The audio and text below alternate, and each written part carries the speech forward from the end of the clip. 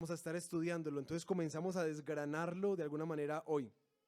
Pero bueno, antes de entrarnos en el tema, quisiera que oráramos, le pidiéramos al Señor su dirección en este tiempo. Amado Padre, te damos gracias por la certeza de tu presencia en nuestra vida. Queremos suplicarte en el nombre de Jesús que todos nosotros que buscamos tu rostro hoy, aquellos que quizás llevan años o algunos que apenas están comenzando a buscarte, hoy podamos escuchar tu voz en las Escrituras. Cuando hablamos de la Biblia, hablamos de la palabra de Dios. Así que al escuchar tu palabra expuesta, nos sentamos como quienes se sientan para escuchar la voz de Dios. Ven y haz lo que tienes que hacer en nuestras vidas. Nosotros somos conscientes que no venimos a ti para alcanzar o pedir algo de ti, sino que realmente cada vez que nos llamas para dejarnos transformar por ti. Transfórmanos, Señor. Y haz que así como esos discípulos que se sentaron en ese monte alrededor tuyo para escucharte enseñar, nuestro corazón sienta también la misma autoridad, la misma presencia, pero también la misma transformación. Dirígenos por tu Espíritu, te lo pedimos. En el nombre de Jesús. Amén.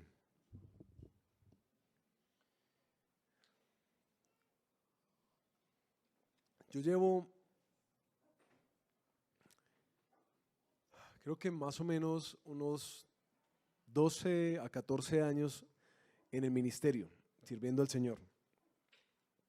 Y una de las cosas que más me ha llamado la atención en el camino, especialmente cuando comencé siendo pastor de jóvenes, y algo que se continuó en el tiempo hasta el sol de hoy, es esta pregunta constante que aquellos que quieren tener una relación con Cristo y que quieren seguirlo, como una pregunta constante que nos hacemos es, bueno, como que ¿hasta dónde puedo ir con Dios? ¿Hasta dónde puedo llegar? Esas preguntas como, pastor, ¿será que a Dios le agrada esto? ¿O será que no? Pastor, ¿usted cree que Dios sí aprobaría esta decisión o no la aprobaría? Pastor, ¿será que esto es pecado o no? ¿Esto estaría bien o no estaría bien? Es como un deseo interno nuestro de tener como una checklist espiritual. Es decir, como que dígame qué tengo que hacer. Dígame cuáles son como las barreras o los límites. Pero la verdad he notado como una gran distorsión en ese acercamiento que es muy popular entre nosotros. Que es como, dime qué es lo que Dios pide y yo voy chuleando las cosas.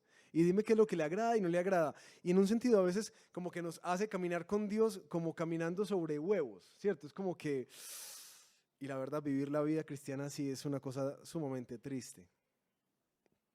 Ahora hay una distorsión de fondo en ese deseo de querer ver que sí y que no.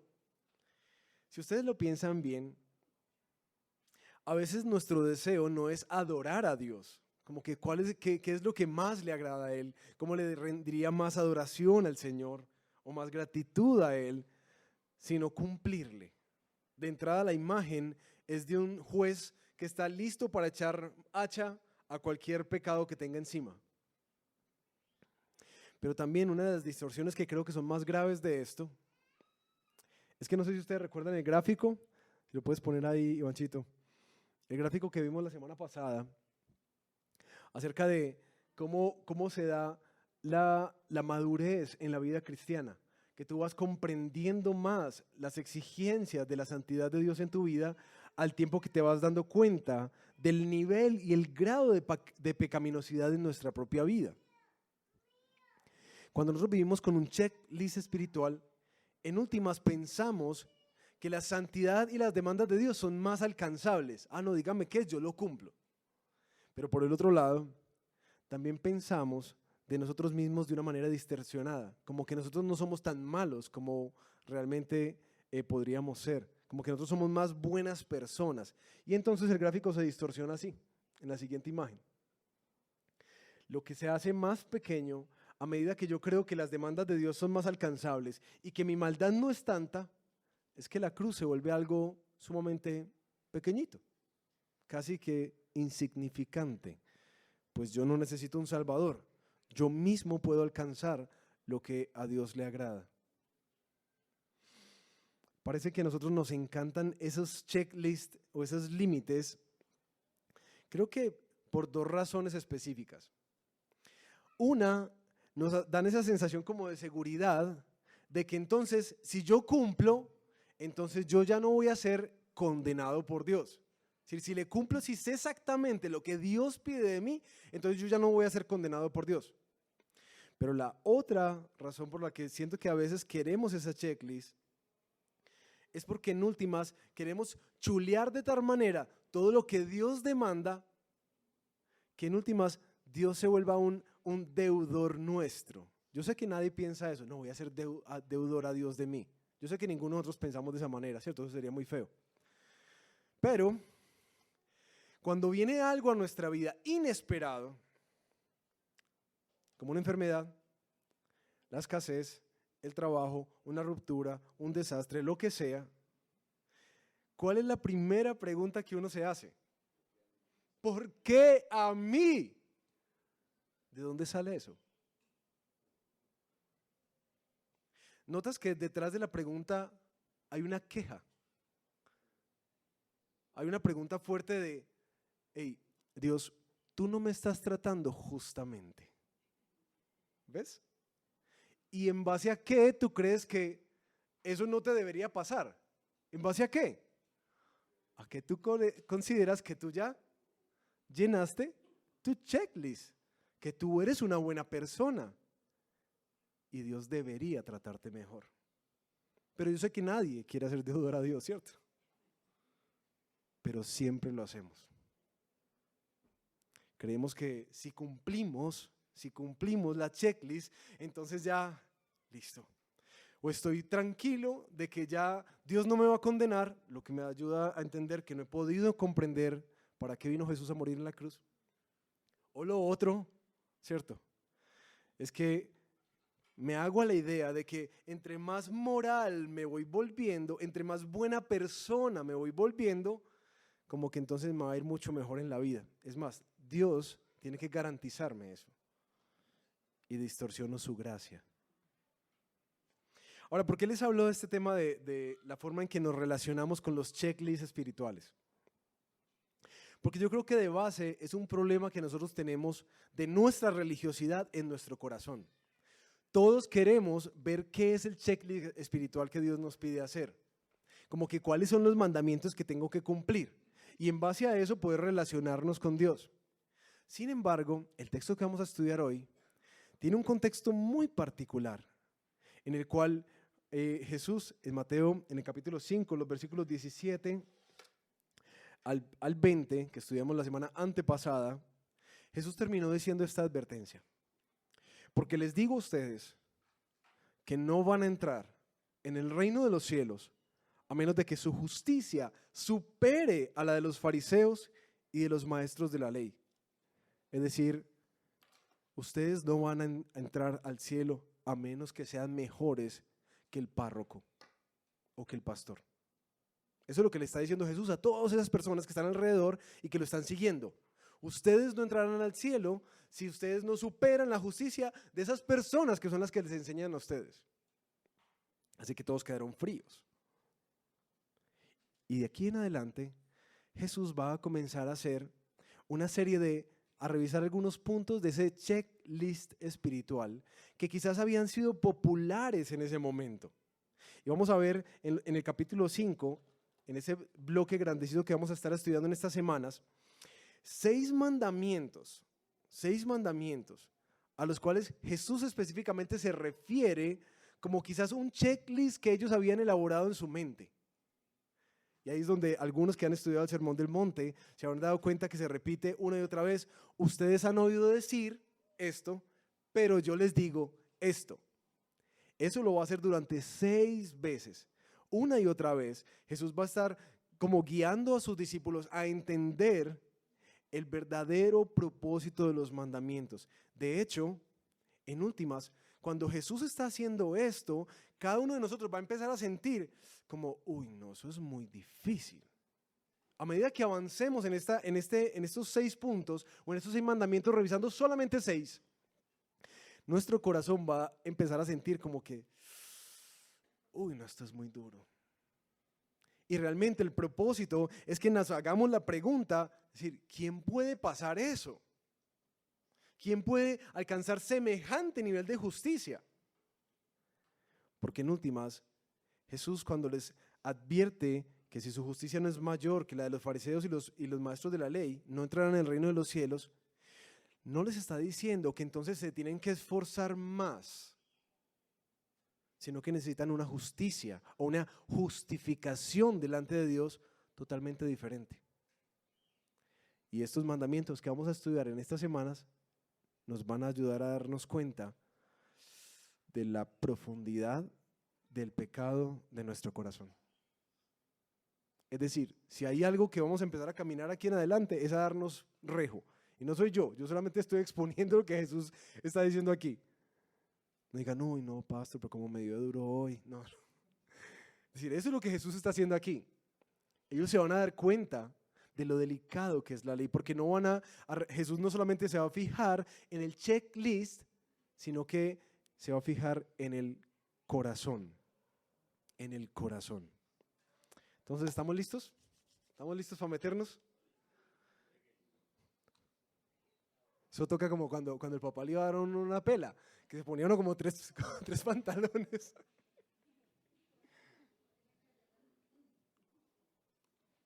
Ahora, sé que va a ser duro, lo ha sido para mí, pero mi deseo es que tú puedas entender al final de esta predicación por qué es que tú necesitas a Jesús. Ese es el propósito, que tú entiendas que tú necesitas una justicia mayor de lo que tú puedes hacer con tus buenas obras, ¿vale? Entonces no pierdan eso de foco. Vamos a leer nuestro texto. Mateo capítulo 5, versículo 21 al 26. Ustedes han oído que se dijo a sus antepasados, no mates, y todo el que mate quedará sujeto al juicio del tribunal. Pero yo les digo, que todo el que se enoje con su hermano quedará sujeto al juicio del tribunal. Es más, cualquiera que insulte a su hermano quedará sujeto al juicio del consejo. Pero cualquiera que lo maldiga quedará sujeto al juicio del infierno. Por lo tanto, si estás presentando tu ofrenda en el altar y allí recuerdas que tu hermano tiene algo contra ti, deja tu ofrenda allí delante del altar. Ve primero y reconcíliate con tu hermano, y luego vuelve y presenta tu ofrenda. Si tu adversario te va a denunciar, llega a un acuerdo con él lo más pronto posible. Hazlo mientras vayan de camino al juzgado. No sea que te entregue al juez y el juez al guardia y te echen en la cárcel. Te aseguro que no saldrás de allí hasta que pagues el último centavo. Vamos a estar estudiando estos 6 mandamientos, quizás con una estructura sencilla de seguir, que creo que es la estructura que propone el texto. Jesús, si se dieron cuenta, muestra cuál es la ley, lo que han oído decir. Luego muestra cuál es el corazón, lo que realmente importa detrás de la ley, que no era un cumplimiento superficial, sino como que en últimas, ¿qué es lo que está detrás del mandamiento? Lo que he llamado como el corazón detrás de la ley. Y luego Jesús va a guiarnos en una aplicación o la implicación de esa reinterpretación de la ley. Entonces, la ley, el corazón detrás de la ley y la implicación de eso. ¿Vale? Esos son los 3 puntos que vamos a seguir hoy. La ley. Si ustedes se dieron cuenta, Jesús es consciente de que ellos han oído decir, es decir, no solamente hay una tradición escritural de la ley de Moisés del Antiguo Testamento, sino que también hay una conciencia de que para esos seguidores que estaban ahí, judíos en base, Ellos tenían también maestros que les enseñaban, como nosotros hoy estamos estudiando el Sermón del Monte, que les enseñaban las leyes de Moisés. Esas enseñanzas, muchas veces los fariseos y maestros de la ley hacían una interpretación de ellas, ayudándole al pueblo a entender entonces qué es lo que debo hacer y qué es lo que no debo hacer. Lo que hace unas semanas hablábamos de todos estos escritos judíos que resumen las tradiciones de ellos, que no se refieren a tradiciones culturales solamente, sino a cómo se debe interpretar cada una de las leyes del Señor. La ley era esta: no matarás. ¿Ese qué mandamiento es? Sexto, muy bien. El sexto mandamiento. Las consecuencias es que el que mate será llevado a la corte, ¿cierto? Será culpable ante la corte. Ahora, parece que Jesús es consciente de que este mandamiento es algo popular y que los fariseos en últimas han enseñado que esto es algo vital dentro de la fe, y seguramente todos ahí dirían: yo no he matado a nadie, ¿cierto? Como decimos nosotros: no, pues yo no robo, yo no fumo, yo no sé qué. ¿Se acuerdan de esa listica que tenemos muy popular aquí nosotros? Yo no he matado a nadie, ¿sí? Entonces, básicamente, ¿qué hacemos con la casilla? Check, ¿sí o no? Check. Pero yo les digo, y aquí viene el corazón detrás de la ley. Jesús pasa a explicarles 3 acciones como para mirar más allá de simplemente no matar. Jesús está desbaratando esa tendencia a tener checklist de: no, pero esto sí lo cumplo. Y va a mostrarnos lo que hay detrás. Entonces les dice: yo les digo, todo el que se enoje con su hermano será sujeto al juicio del tribunal. Es más, cualquiera que insulte a su hermano, le diga como insensato, inútil, quedará sujeto al juicio del consejo, es decir, al Sanedrín. Pero cualquiera que lo maldiga, es decir, que le diga idiota, quedará sujeto al juicio del infierno. ¿Ven la progresión que hay acá? Hay una progresión del agravio y una progresión del juicio. Del enojo pasa al insulto y del insulto a la maldición. Y la consecuencia del tribunal local pasa al Sanedrín o a la Corte Suprema de Justicia. Y del Sanedrín pasa ¿a qué? Al infierno. Es muy interesante la forma en que Jesús construye esto. Porque en últimas le está mostrando casi que un proceso, una serie de eventos desafortunados que resultan antes del homicidio, antes de matar a alguien. Y hasta allá extiende Jesús este mandamiento. Cuando Jesús les habla del enojo, en últimas Él les está diciendo que no solamente es chequear que no has matado a nadie, sino empieza a revisar tu corazón si has, primero, empezado a albergar enojo contra Él, o si quizás ya lo has insultado, o si ya has llegado a maldecirlo. Esa expresión que quizás en algunas de sus Biblias aparece, raká, es una expresión aramea que quiere decir como alguien que es como un bruto, cabeza hueca. Y por eso algunos comentaristas dicen que esta expresión tiende más como a insultar a la inteligencia de la persona, mientras que la maldición va más como en contra del carácter y el corazón de la persona. En últimas, como que se vuelve algo más grave. Y aquí tenemos que como parar un momentico. Porque Jesús está diciéndole a sus seguidores: ustedes escucharon, no mates. Pero yo les digo, no maldigas, no insultes y no te enojes contra tu hermano. De eso se trata esto.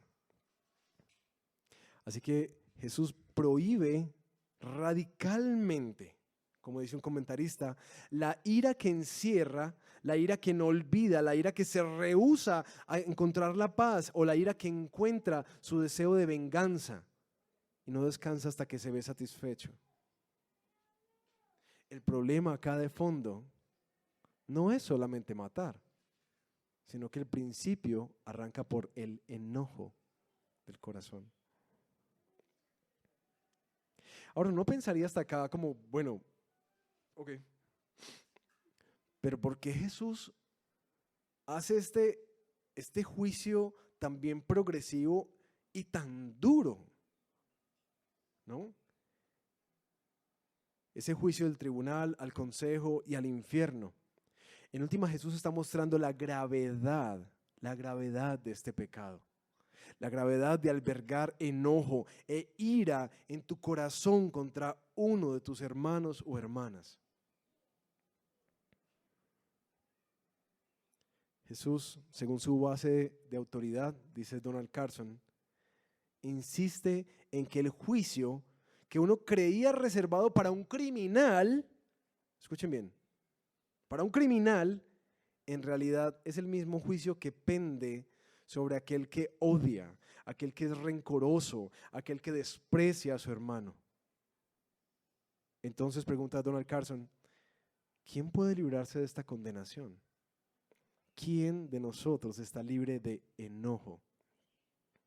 ¿O lo ha estado en nuestro caminar? ¿Qué está diciendo Jesús aquí? Que en últimas el corazón detrás de la ley de no matar es que tu corazón y mi corazón estén en paz con tu prójimo. Ese es realmente el mandamiento. Que tú tengas paz en tu corazón con las personas, especialmente que llamas hermanos en la fe.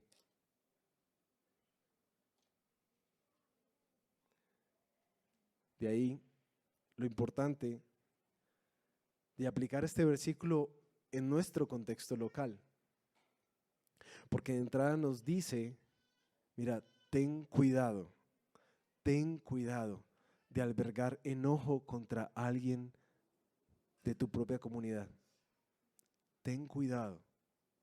Si eso aún te ha llevado a empezar a despreciarlo en tu corazón, o de hecho si ya te ha llevado a cortar radicalmente la relación con esa persona, ten mucho cuidado.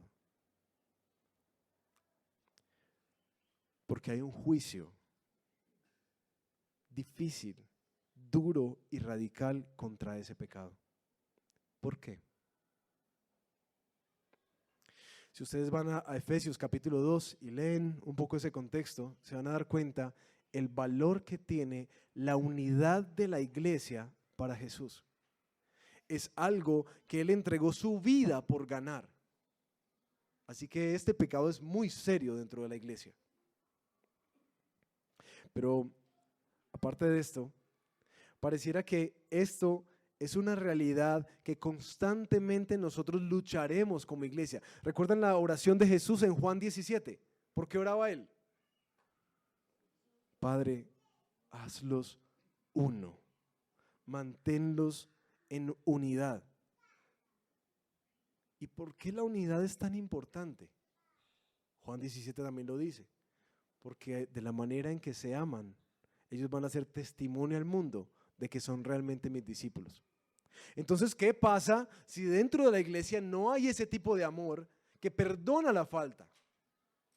¿Qué es lo que se pierde en el mundo? El testimonio de Cristo. Por eso es tan delicado. Ahora Jesús nos lleva a una tercera parte. Ya nos muestra el corazón que hay detrás del simplemente no matar. Y nos lleva a entender la implicación en el versículo 23.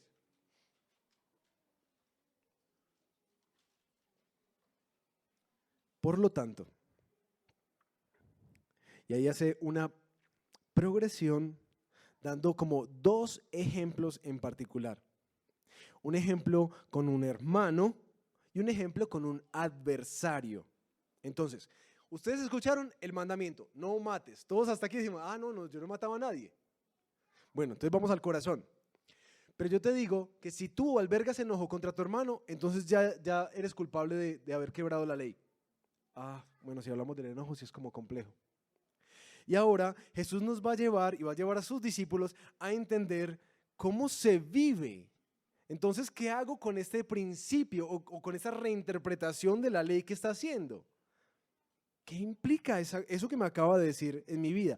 Y Jesús les va a poner dos ejemplos, uno con un hermano y uno con un adversario. ¿Listo? El primero, si estás presentando tu ofrenda en el altar, una práctica común en el tiempo, una forma de ir a adorar al Señor, y allí recuerdas que tu hermano tiene algo contra ti, deja tu ofrenda allí delante del altar, ve primero y reconcíliate con tu hermano y luego vuelve y presenta tu ofrenda. John Stott hizo una traducción moderna de este versículo que quiero leérselas.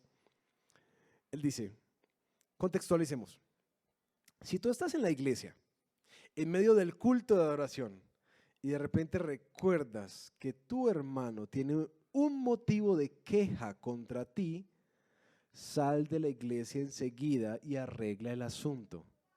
No esperes hasta que el culto haya terminado. Busca a tu hermano y pídele perdón. Primero ve, luego regresa. Primero ve y reconcíliate con tu hermano y luego ve y ofrece tu adoración a Dios.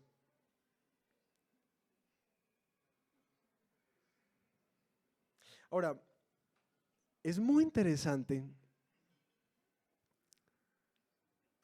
cómo aplica Jesús esta verdad. Porque no dice, si tú tienes algo contra tu hermano, ve y habla con él. ¿Se dieron cuenta de eso?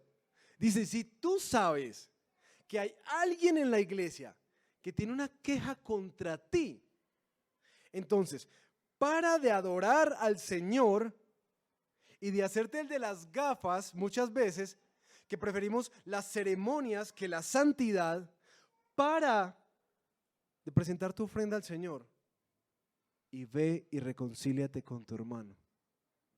Y luego vuelve y presenta tu ofrenda en el altar. ¿No les parece que esto es, en últimas, una materialización de esa idea de los pacificadores que vimos en las bienaventuranzas? Es alguien que busca estar en paz con todos, como dice Romanos 12:18, si es posible, y en cuanto dependa de ustedes, vivan en paz con todos. Aquí hay una cosa poderosísima del Evangelio para nosotros, porque uno pensaría, pongámonos en los zapatos de alguien que está en la iglesia y que sabe que alguien tiene algo contra mí. ¿Uno qué diría normalmente? Pues si tiene algo contra mí, pues que venga y me diga, o no. Yo no le hice nada. El que está enfurruscado es él, no yo. ¿Cierto? Pero miren cómo desafía Jesús nuestras comprensiones culturales y nos dice, no. Es que la cosa no es que el otro albergue en su corazón enojo o que tú eres el que haga la falta. No, es que yo te llamo a ti a estar en paz con todos, aun si tú no fuiste el del problema. Ve y habla con esa persona si tú sabes que ella está mal contigo. En últimas, ¿no les parece que aquí hay una imagen preciosa de esas iniciativas que Cristo tomó para reconciliarse con nosotros? Nuevamente, es decir, Él no nos está pidiendo nada que Él ya no nos haya modelado a nosotros.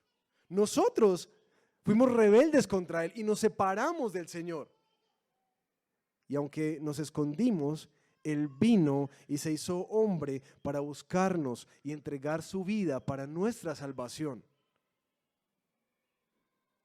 En últimas, cuando nos invita Jesús a hacer esto, nosotros estamos caminando y encarnando algo que Él ya hizo primero. Buscar estar en paz. Pero lo más impactante para mí es el por qué. ¿Por qué yo tengo que ir primero? Sí, Jesús lo hizo, pero ¿por qué yo tengo que ir primero? Recuerden el contexto. ¿Qué es lo que Jesús viene diciendo de la persona que alberga enojo en su corazón? ¿Dónde va a terminar? En el infierno. Entonces, ¿cuál es en últimas la motivación que Jesús está buscando en el corazón de aquel que sabe que hay alguien que tiene contra él algo? Es decir, alguien que ya está enojado contra él. ¿No les parece que es algo de preservación del hermano? Porque yo puedo estar bien, pero yo sé que el otro está mal conmigo. Así que el camino que el otro está recorriendo es el camino de la destrucción. En última, la reconciliación que Jesús propone aquí no es una reconciliación para que, para que yo esté como en paz con todo el mundo. No es una reconciliación egocéntrica. De hecho, es una reconciliación sacrificial, de amor sacrificial hacia el otro. Porque si el otro hermano está albergando odio en su corazón contra mí, Jesús me dice, entonces ámalo. Ámalo para que él no recorra este camino del enojo y la maldición. Ámalo, reconcíliate con él. Es hermoso la diferencia, ¿no? Es muy diferente la manera en que Jesús nos invita a reconciliarnos. No es para que yo, sí, como que qué pereza tener como gente como maluca por ahí con uno. No, más bien estemos en paz todos. No, es un acto de amor.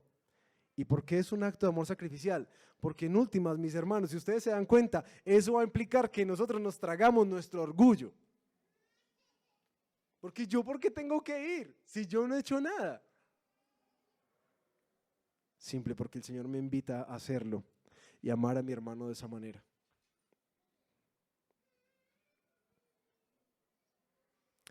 Jesús pasa a un segundo ejemplo, con el adversario. Si tu adversario te va a denunciar, llega a un acuerdo con él lo más pronto posible. Hazlo mientras vayan de camino al juzgado. No sea que te entregue al juez y el juez al guardia y te echen en la cárcel. Te aseguro que no saldrás de allí hasta que pagues el último centavo. El público cambia aquí. Ya no estamos hablando de un hermano que tiene algo contra mí, sino de alguien que ahora se ha vuelto mi enemigo o adversario. Es decir, la relación realmente ya se deterioró. Y si nos damos cuenta, en última, la relación está deteriorada porque esa persona, yo le fallé de alguna manera. Esa persona tiene el derecho a denunciarme y a echarme a la cárcel. Es decir, en este ejemplo, Jesús ya nos está poniendo a nosotros como culpables de algo. ¿Sí? Estamos culpables de algo. Y lo que dice es que mientras vamos al juez, tratemos de ponernos de acuerdo para evitar llegar al último grado de consecuencia de mi pecado sobre la vida del otro.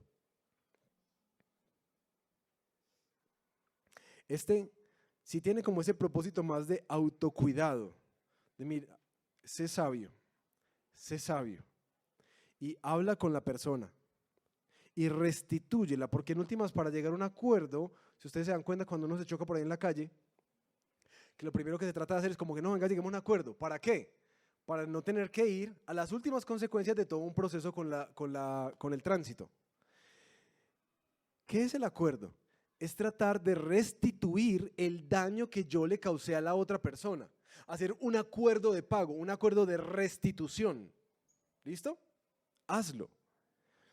Ahora, si pensamos en esto, aplicándolo a nuestra propia vida, esto requiere de nosotros una actitud humilde para reconocer que fallamos, pero también una actitud honesta para reconocer el agravio que hemos hecho sobre la vida de otra persona y una disposición a enmendar lo que hemos dañado, a restituir.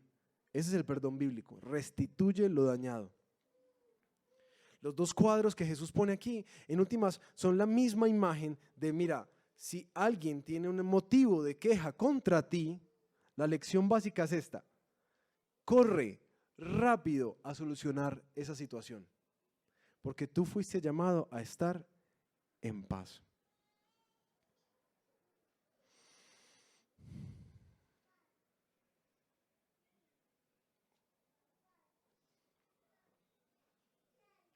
Si te das cuenta, el corazón detrás del mandamiento de no matar es a que la actitud de un seguidor o una seguidora de Jesús es una actitud pacificadora, pero no pacificadora por el egocentrismo de querer estar tranquilo, ¿cierto? Que nadie le gusta tener como relaciones ahí pendientes, como saldos pendientes. No, ese es el propósito. El propósito es honrar al Señor en tu corazón. Porque en últimas la reconciliación, que es lo que aparece en este texto, la reconciliación es el ministerio que Cristo nos entregó a nosotros.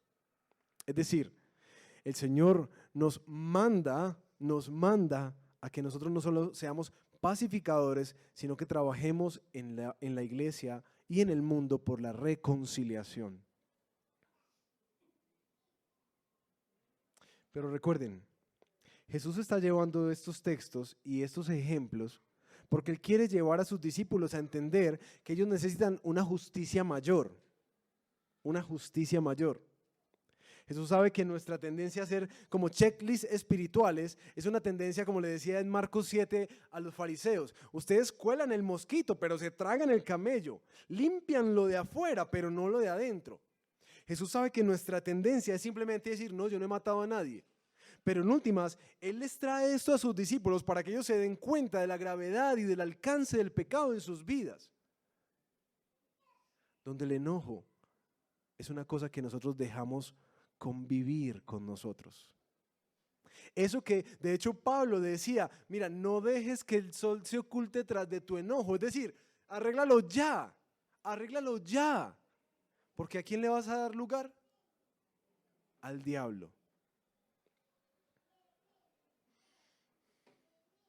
Así que al pensar en las implicaciones o las aplicaciones prácticas de este tema, de lo relacional, en verdad hay un deseo de que nosotros nos demos cuenta de que nuestra obediencia externa no es todo lo que Jesús busca, sino que el Señor está buscando la actitud de tu corazón. Él está buscando hombres y mujeres dispuestos a sacrificarse, a caminar en humildad para buscar la paz y la reconciliación que le costó su vida ganar y que nuestro orgullo no puede destruir. Ahora es muy lindo ver que en últimas Jesús anticipa que en la iglesia estas fricciones van a pasar. Pero gracias al Señor, que también en la iglesia es un lugar donde las abordamos de una manera completamente diferente, gracias al Evangelio. Que su cruz nos da un nuevo modelo de cómo reconciliarnos, una nueva forma de vivir, una nueva forma de ver al enemigo y de tratar a aquel que sentimos enojo contra él, pero también una nueva forma de vernos a nosotros mismos con más humildad.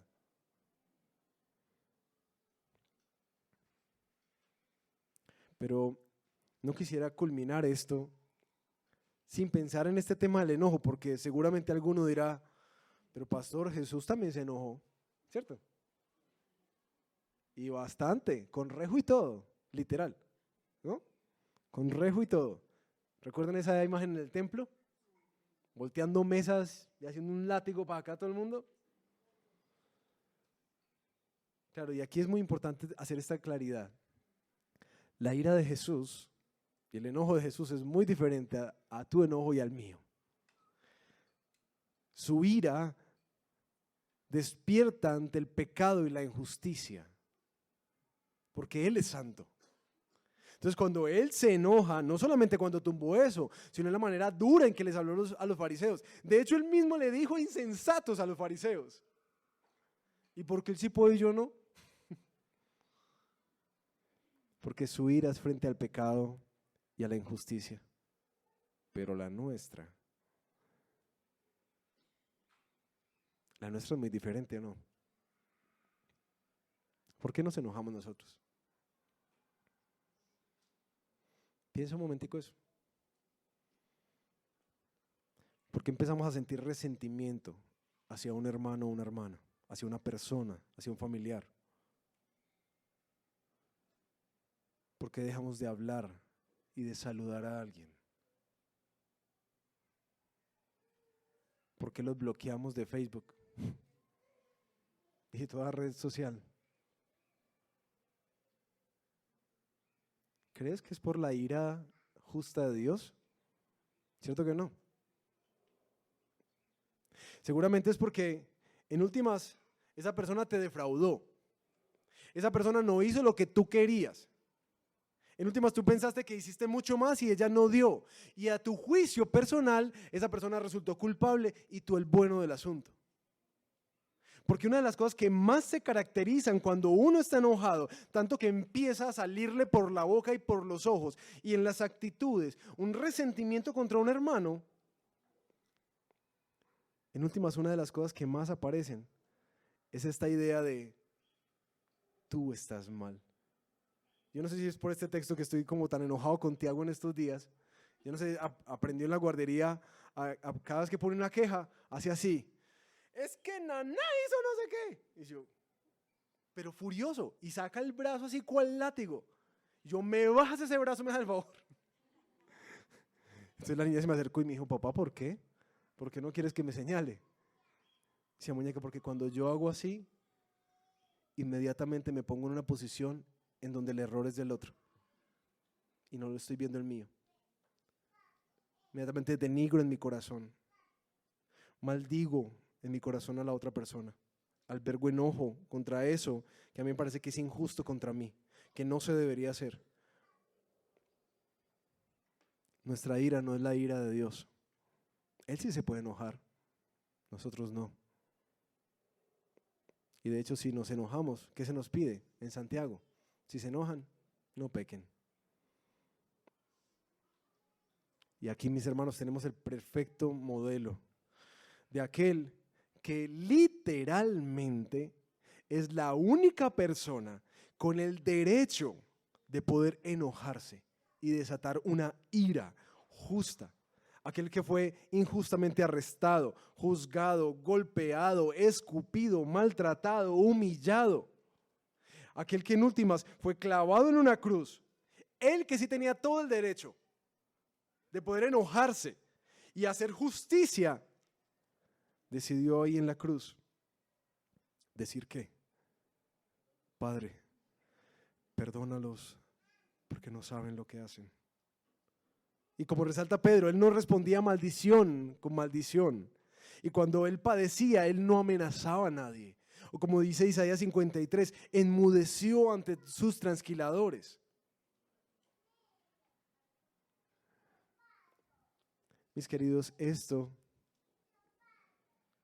que Jesús nos pide, en últimas es algo que Él nos ha modelado. Es algo de lo cual tú y yo somos beneficiarios. Gracias a que Él tomó la iniciativa, nos amó sacrificialmente, es que nosotros fuimos reconciliados. Y ese es el mismo camino que Jesús nos está invitando a vivir acá. Toma la iniciativa, ama sacrificialmente, reconcíliate con tu hermano. Quiero terminar con 3 implicaciones prácticas para que bajemos esto a una agenda para nosotros hoy. La primera, si tú estás por este tiempo dando como tus primeros pasos para buscar a Jesús, que te quieres conectar con Dios, que sientes que ha habido un vacío en tu vida y algo te está empujando a explorar el cristianismo, una invitación que yo no quiero dejar pasar de largo aquí es este tema del juicio. Y quisiera invitarte, así como Jesús invita a aquel que sabe que le debe al otro y que va en camino al juzgado y que va a terminar más las cosas. De la misma manera, el Señor viene y viene a juzgar. Y yo quisiera que tú supieras esto, que en últimas, tu corazón sí te está diciendo algo que se necesita reconciliar con Dios y te animaría a que así como Jesús anima a estas personas de camino a arreglarse antes de llegar al juicio, que tú te arregles con el Señor. Que no pienses que solamente es venir a una iglesia o escuchar alguna música o escuchar determinado sermón o abrir algún pasaje de la Biblia y empezar de cero. Porque lo primero que el Señor te va a decir, espérate un momentico, tú y yo no estamos bien. Por eso te animo encarecidamente, si estás dando tus primeros pasos a acercarte a Jesús, a que te pongas a cuentas con Dios. Y si el Espíritu Santo te convence de pecado, arrepiéntete delante de Él y acepta su oferta de gracia y de perdón gratuito, esa que compró en la cruz para ti y para mí. Ese es el primer paso que necesitas tener. Ponte a cuentas con Dios a través de Jesús. Segunda aplicación.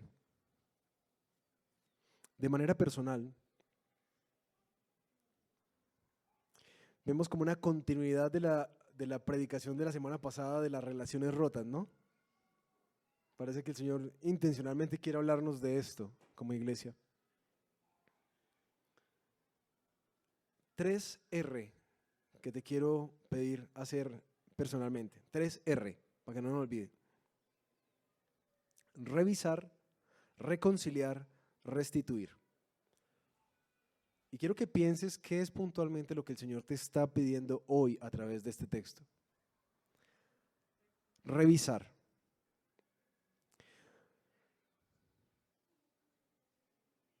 ¿Hay enojo en tu corazón contra alguien en este momento?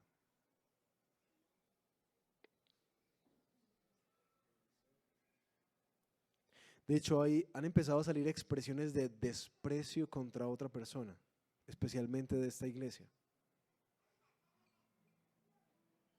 Revisa tu corazón, examínalo. No dejes que esto te pase por encima. Si hay algo que hemos visto es que esto es algo serio para Dios. ¿Has estado albergando enojo que no has expresado?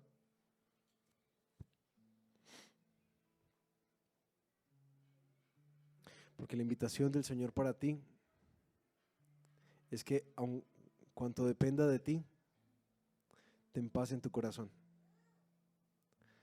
para venir con gracia, para extender misericordia, para perdonar, para amar. Te quiero invitar a que, por favor, así de urgente como Jesús lo puso, así de urgente te lo pongo a ti. No salgas hoy, al menos sin decir, tenemos que hablar esta semana.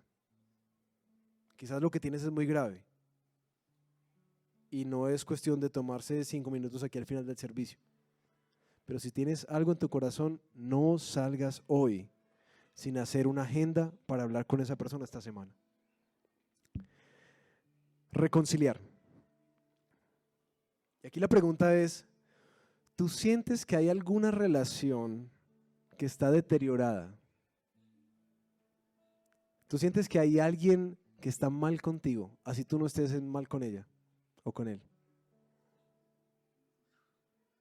Pero sientes que algo cambió en las últimas semanas, en los últimos meses, en los últimos años, algo cambió.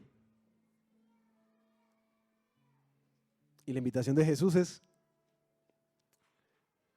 para de seguir adorándome como si nada estuviera pasando. Escuchen eso. Para de seguir sirviéndome como si nada estuviera pasando. Deja tu ofrenda en el altar. Ve y reconcíliate con tu hermano. Y cuando lo hagas, vuelve y continúa tu adoración. Restituir. Y en este punto es cuando ya tú sabes que agraviaste a alguien. Y la pregunta es, ¿tú sientes en tu corazón que tienes que pedirle perdón a alguien aquí? De hecho, ¿tú sientes que tienes que restituir, restaurar algo a una persona de la comunidad?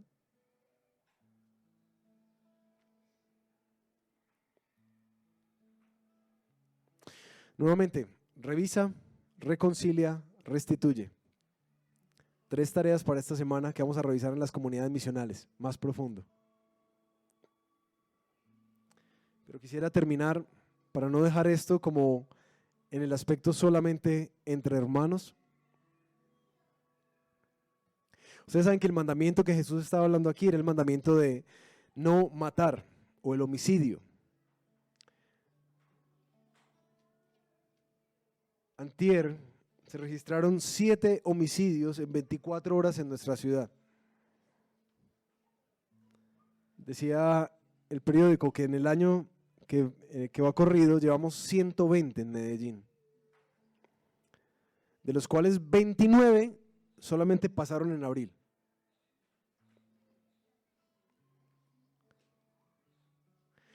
Sí me gustaría mucho poner de perspectiva la urgencia, mis hermanos. No solamente de que nosotros vivamos esto, de estar en paz con todos, sino la urgencia de que esta iglesia realmente sea como una ciudad en lo alto de una montaña que trae luz. Nuestra ciudad necesita más pacificadores.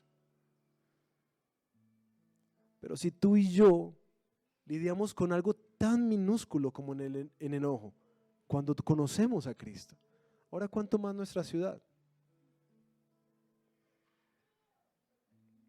¿Qué tal si tomamos un momento para orar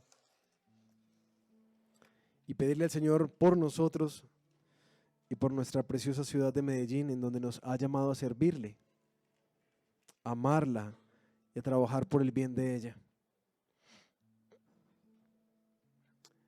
Amado Padre, te damos gracias por tu palabra, que en verdad penetra hasta lo profundo, que nos ayuda a discernir y a entender bien nuestro corazón, que expone nuestra pecaminosidad, pero la expone no para humillarnos, no para despreciarnos, sino justamente para hacernos conscientes de cuánto necesitamos a un Salvador, de cuánto necesitamos una justicia más grande, porque a este nivel de detalle, ¿quién podría pasar todo esto?